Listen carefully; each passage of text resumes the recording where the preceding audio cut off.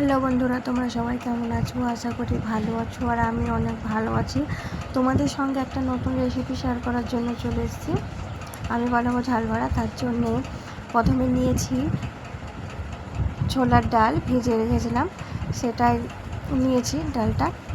তারপরে দিয়ে দিলাম অল্প পরিমাণ বেসন, তারপরে দিয়েছি হলুদ গুঁড়ো, লবণ, এখানে তারপরে দিয়ে দিলাম পেঁয়াজ, কাঁচা লঙ্কা, তারপরে ভালো করে মিশিয়ে নেব।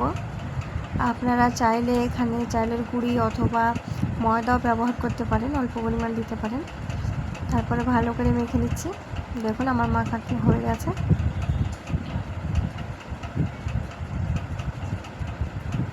তারপরে আমি এদিকে তেলটা গরম করতে দিয়ে দিয়েছি।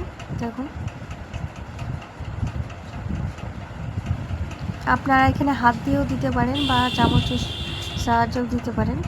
আপনারা যেটাই ভালো পারেন সেটাই করবেন।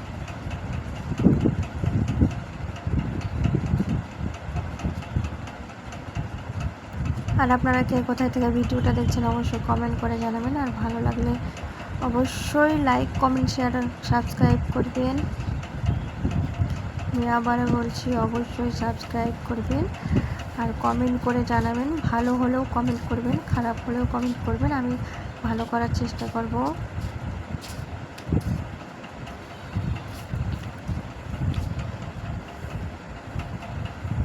দেখুন আমার ভাজা হয়ে গেছে, লাল লাল করে ভেজে নিয়েছি। কতটা সুন্দর হয়েছে। আপনারা চাইলে বাড়িতে এভাবে ভাজা করতে পারেন। দোকানের থেকেও টেস্টি হবে এভাবে যদি ভাজেন। অবশ্যই একবার ভাজা করে দেখবেন। আবারও বলছি, অবশ্যই সাবস্ক্রাইব করবেন।